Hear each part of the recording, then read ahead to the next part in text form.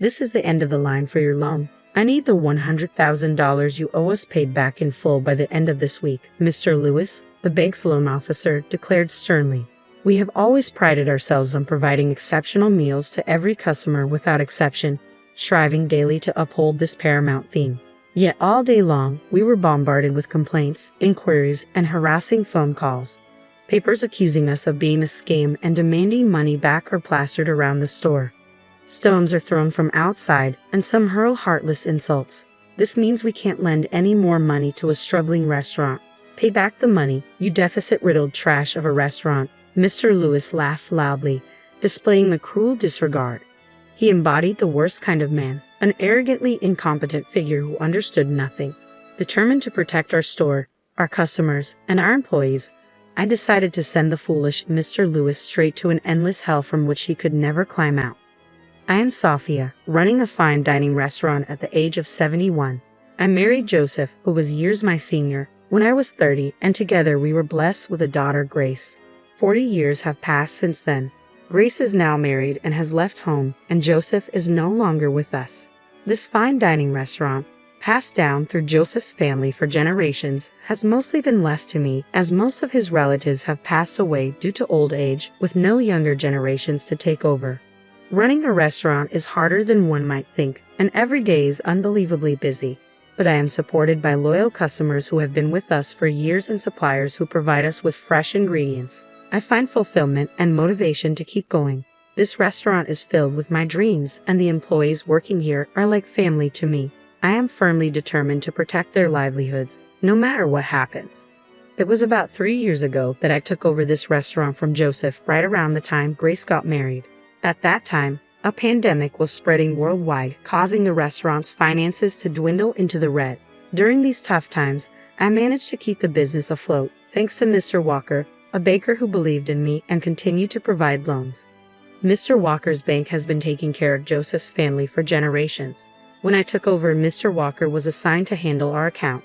A man of 45, unmarried, he has a gentle demeanor and a flexible mindset. He accommodated our business strategies, allowing us to receive loans and keep paying our employees without delay, keeping us open to this day. Now, Mr. Walker is being transferred overseas. Mr. Walker, when will you be leaving for the overseas branch? I asked him today. In about a month. Don't worry, I'll make sure everything is properly handed over, he reassured me. Modestly attributing his promotion to his bachelor status, I know well his competence from our consultations about loans. His promotion is truly a significant achievement, and I am genuinely happy for him. My main concern now is who will take over from Mr. Walker. That's when Mr. Lewis was introduced as his successor. At 29, Mr. Lewis holds the position of section chief. Handsome and exuding confidence, he greeted me saying, "William Lewis, I'll take good care of you and the restaurant." His fresh smile offered reassurance. Relieved by Mr. Lewis's smile, I saw off Mr. Walker to his overseas assignment without any reservations. However, during Mr. Lewis's visits alone, I began to notice subtle signs. When I offered him coffee, just as I did for Mr. Walker, he muttered something under his breath and clicked his tongue disapprovingly. "So outdated," he commented once, though when I glanced at him, he quickly smiled afresh. I dismissed it then as a misunderstanding. 2 days later, Mr. Lewis visited again, and I served him coffee as usual. With his smile, he remarked, "I'm not fond of coffee when I can't identify the brand, and who knows who's used this cup before. If you want to serve me coffee, please prepare it in a specified brand and cup." Shocked momentarily, I struggled to understand his demeanor, contrasting sharply with Mr. Walker's warm approach. I froze as Mr. Lewis continued speaking, seemingly unconcerned with my feelings. "I don't know what arrangements you had with Mr. Walker for your loans, but I have my own approach. As an elite, please understand that I may not extend further loans." With a careless tap on his laptop, he avoided eye contact and condescended with a smile. "I've had extensive discussions with Mr. Walker and devised a meticulous business plan. Have you had a chance to review it?" I managed a feeble response. Mr. Lewis's expression shifted visibly as he sighed, his tone curt. "That was with Mr. Walker. I have my own methods. Is there really a need to discuss it further? Regardless of your plan, if it's consistently in the red, what's the use?" His demeanor had completely shifted from his usual affable smile, as if he were a different person. Stunned and unable to respond, I found myself at a loss. Your account seems to have hardly any funds. How do you plan to repay? He smirked. This building looks ancient too. Can you afford renovations if needed? I'm hesitant to extend loans to such establishments. With that, Mr. Lewis abruptly left the shop. Was this the same Mr. Lewis who had previously greeted me with warm smiles? Was this his true nature all along? I remained motionless for a while, grappling with his abrupt departure and cutting remarks. However, I steeled myself. I couldn't allow Mr. Lewis's words to shake my resolve. I had a responsibility to protect my restaurant and its employees. Buoyed by determination, our staff rallied and went above and beyond, resulting in excellent sales for the shop. I refused to let Mr. Lewis have the final say. As the shop's sales began to stabilize, a newly hired employee rushed over to me in a panic. Sophia, you need to see this. He handed me his phone, and I adjusted my glasses to read the screen. I couldn't conceal my shock at what I saw, a scathing social media post criticizing the restaurant. This place is awful. The fish and vegetables weren't fresh. I demand a refund. The staff, especially an older woman, were the worst. This so-called fine dining restaurant is more like a scam. Though the post didn't name our restaurant directly, there was a photo of our exterior attached. It's spreading on social media, the employee added urgently. I just found out about it this morning, and it's awful, he said, his voice quivering slightly. It was infuriating. This restaurant, from the ingredients to every aspect of our service, is run with great care. We aim to provide the best dining experience for every visitor, without exception. Every day, both I and the staff work tirelessly to ensure that our guests leave feeling happy, satisfied, and having had the best experience possible. There's no way such a post could be justified, and I can't imagine any of our guests making such a claim. Other employees reported that the restaurant had become a topic of discussion on social media. All day long, we were besieged by complaints, inquiries, and harassing calls. Papers accusing us of fraud and demanding money were plastered around the shop. Some even threw stones and hurled cruel words, he continued. 3 days after the social media post, we were in a situation where we couldn't operate at all. I knew from various news stories that social media could be a tool for inflicting pain on people, but experiencing the attacks firsthand, I truly understood the horror of social media. As I tried to make sense of why this was happening, one of the employees came to me with a suggestion. I was surprised to hear what he proposed. It might be possible if it's him, he said. I immediately contacted someone, and the person on the other end readily agreed to my proposal. If there are people who use social media to attack, there are also those who know how to defend against such attacks.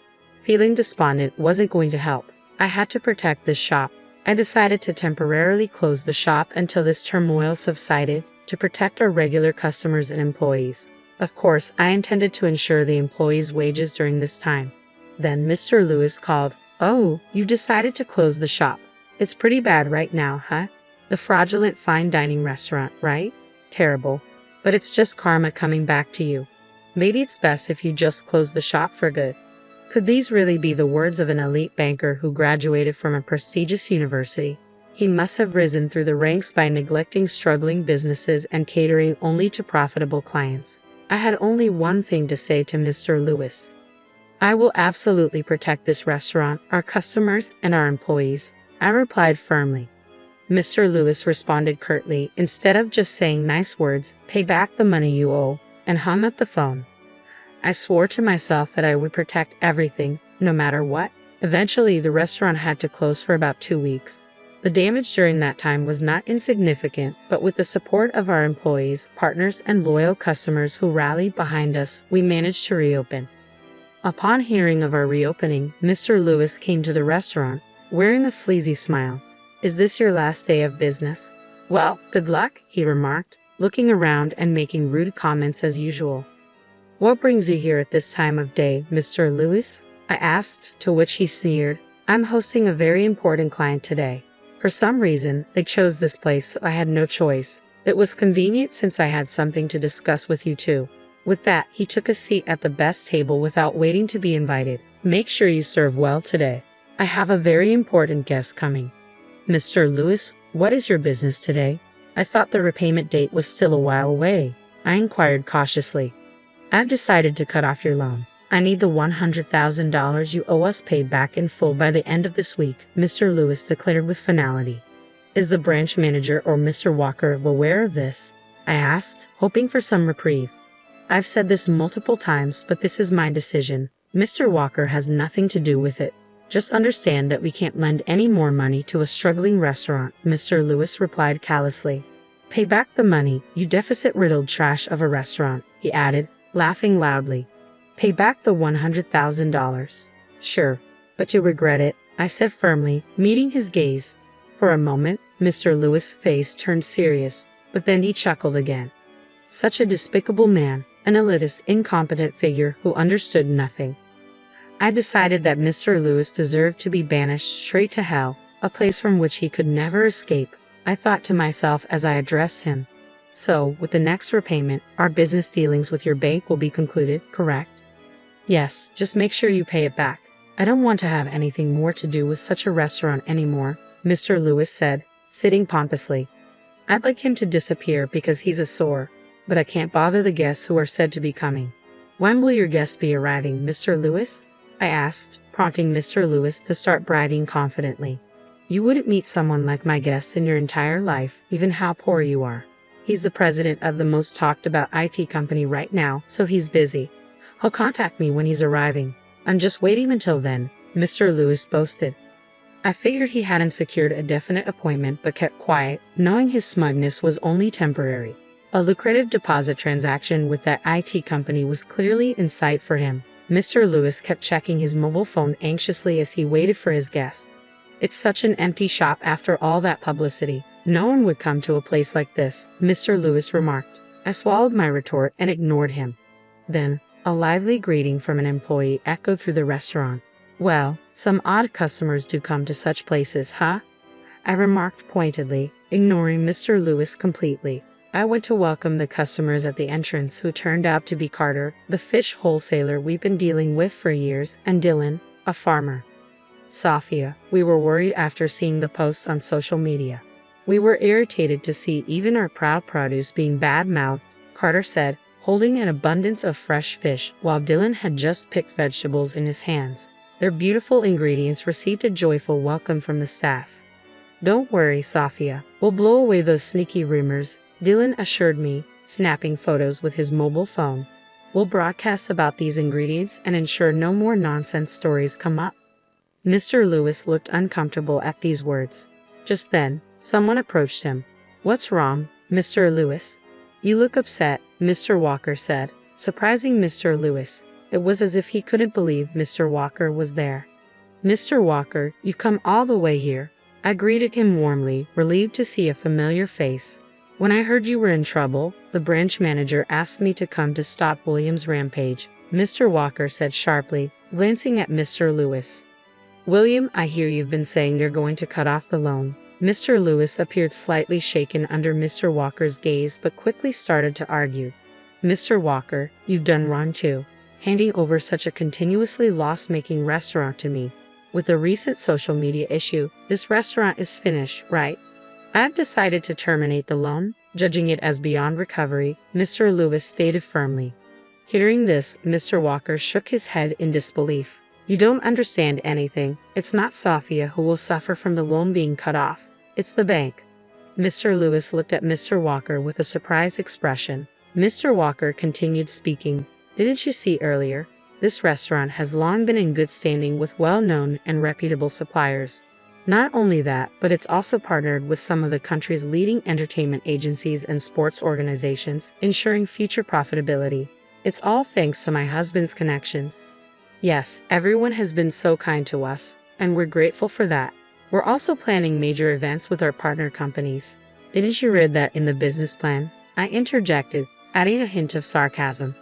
Mr. Lewis countered sharply. Partnerships, you say? But those are just your husband's connections, right? And he's not around anymore. In the long run, who knows how long those will last? Besides, with all this commotion, it seems the producers have already taken care of that. Moreover, the malicious social media posts appear to have been deliberately written with ill intent, so explaining the situation should clear things up with the other party, Mr. Walker explained calmly.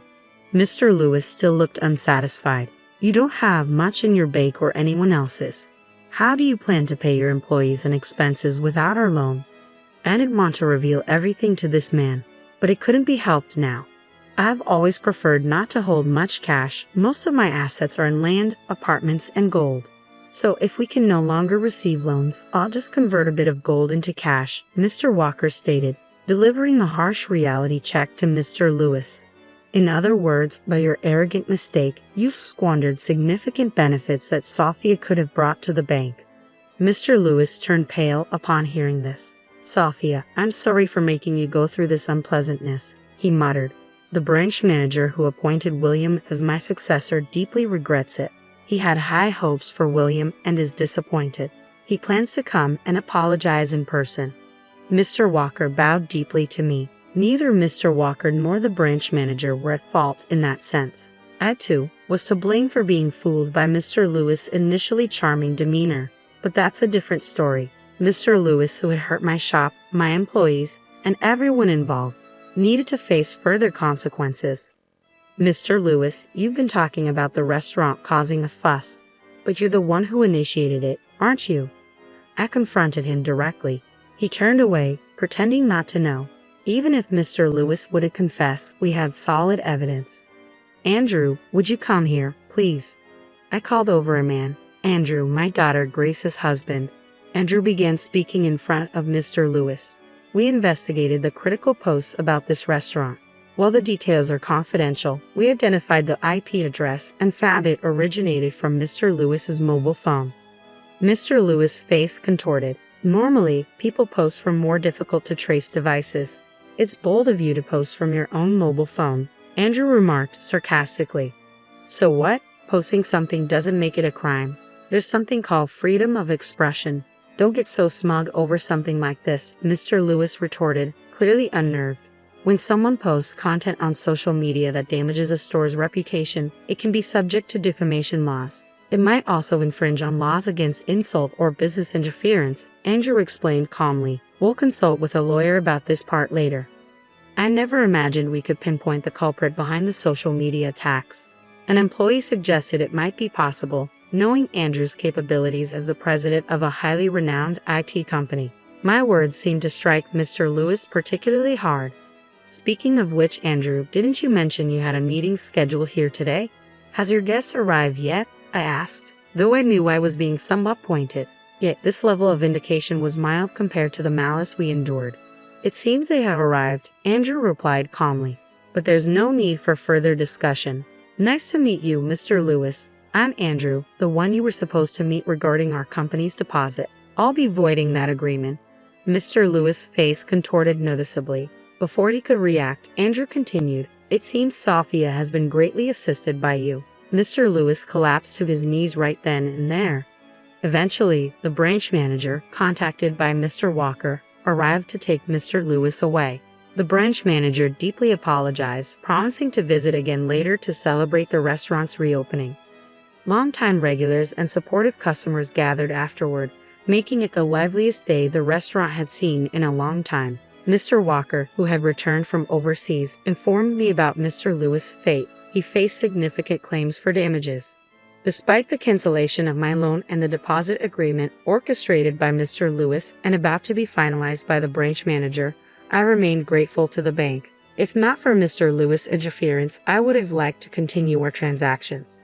As a final act of defiance, Mr. Lewis lingered at the bank for a while, achieving an early promotion to section chief and aspiring to become a department head. His luck ran out, however, when he targeted our restaurant to diminish its reputation and sales by posting malicious reviews on social media. His selfish and malicious intent soon caught up with him, resulting in a transfer to a regional bank. Shortly, he would receive a legal notice from me detailing charges of defamation and business interference. The weight of his actions, hurting others for personal gain, would haunt him for life. On a brighter note, I was approaching 72 years old. Despite everything, my loyal customers continued to visit, and our partnerships with suppliers remained strong. All the employees continued to show up for work diligently. Preparations for the events outlined in our business plan progressed steadily. However, I couldn't deny that my body wasn't as cooperative as it used to be. Just as I contemplated retirement, Grace stepped up with a heartfelt offer. "Mom, I'm always ready to take over. Take a break whenever you want," Grace said earnestly. Her offer made me reconsider retiring and moving overseas to be with Joseph. Reflecting on my life, I realized how much support I've received over the years. With this in mind, retirement seemed further away than ever. I resolved to dedicate the rest of my life to giving back and nurturing my dream.